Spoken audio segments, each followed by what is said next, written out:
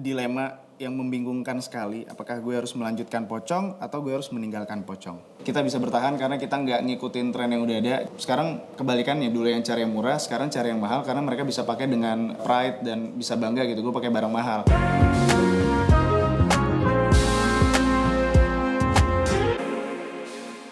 ...2019...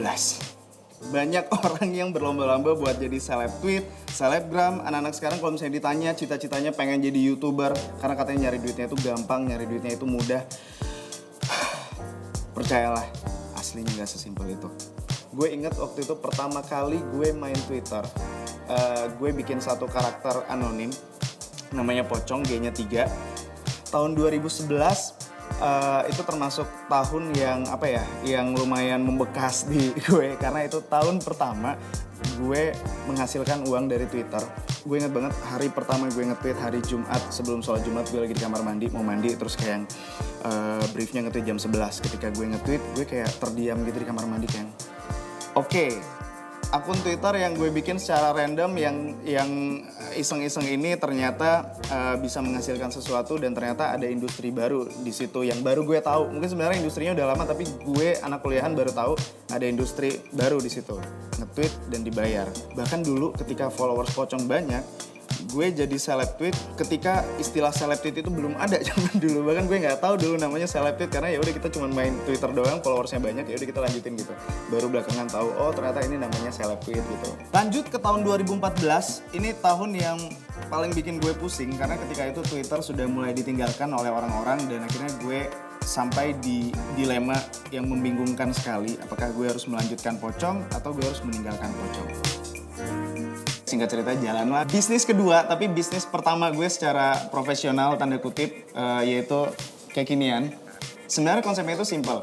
Orang udah bosan sama cake dari zaman dulu ya, Black Forest lah, apalah itu aja segala macam yang cake orang ulang tahun gitu. Kenapa nggak kita campurin topping-topping yang semua orang udah pasti suka? Jadi kita bisa bertahan karena kita nggak ngikutin tren yang udah ada. Kita tetap explore, kita tetap konsisten ngasih rasa baru, ngasih varian baru. Akhirnya gue sampai di satu titik yang oke, kayaknya ini udah aman nih kalau misalnya gue mau explore nambah bisnis lagi gitu. Gue buka bisnis clothingan namanya Billionaires Project, itu yang lagi gue pakai sekarang. Ini cukup menantang karena tren sekarang itu udah beda banget sama tren yang dulu. Sekarang kebalikannya, dulu yang cari yang murah, sekarang cari yang mahal karena mereka bisa pakai dengan pride dan bisa bangga gitu. Gue pakai barang mahal. Obsesi gue pengen brand lokal Indonesia, spesifiknya yang lagi gue obrolin clothing line. Nggak cuman Billionaires Project doang, tapi teman-teman yang lain juga, semua brand-brand lokal di Indonesia bisa maju ke tahap yang lebih tinggi lagi, bisa lebih bangga dengan produknya sendiri, dan kita buktiin kalau misalnya emang brand lokal juga worth it dihargain segitu gitu. Dari perjalanan mewujudin obsesi gue dan ngebangun beberapa brand, banyak banget pelajaran yang gue dapat di situ, baik secara otodidak maupun dari mentor-mentor yang ngajarin gue. Knowledge dan tips yang gue dapetin dari mereka berguna banget untuk ngebangun sebuah brand dan meramu secret recipe yang bikin brand gue jadi unik serta punya daya saing yang tinggi. Pertama kali tiap mau mulai buka bisnis pasti gue nyari dulu apa yang lagi tren nih. Kita mesti tahu dulu masyarakat sukanya apa, marketnya lagi kayak gimana, trennya lagi ke arah mana. Itu kita harus tahu karena itu semua berhubungan sangat erat dengan produk yang akan kita jual nanti. Yang kedua adalah action, karena banyak orang yang punya ide, banyak orang yang ingin melakukan sesuatu tapi tidak action akhirnya cuman berhenti stuck di kepala doang, tidak diwujudkan. Jadi setelah observasi berjalan, gue akan langsung action. Selain hal-hal tadi, sebenarnya di era digital kayak sekarang banyak banget tools yang bisa memudahkan dan mengoptimalkan bisnis kita. Mulai dari cloud storage, project management app, sampai ke jasa pengiriman. Itu akan memudahkan kita semua yang berbisnis online. Jadi sebenarnya hal-hal kayak gini kalau misalnya kita tahu celahnya, itu akan memudahkan kerjaan lo, memudahkan bisnis lo, dan membuat semuanya menjadi lebih simpel.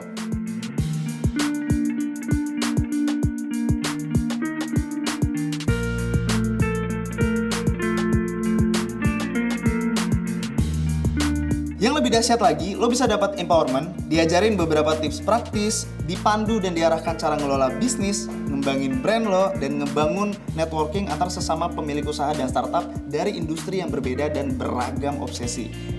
Sebenarnya kalau misalnya kita tahu celahnya, semuanya itu gampang, gak ada yang susah. Obsesi gue ke depannya nggak muluk-muluk sih. Gue mau terus gedein bisnis gue kayak ginian. Sekarang udah ada 14 cabang. Dan Billionaires Project, gue rasa ini masih baby step, tapi masih banyak banget hal yang bisa gue lakukan untuk mengoptimalkan brand ini. Jadi ke depannya fokus gue bakal ke sana.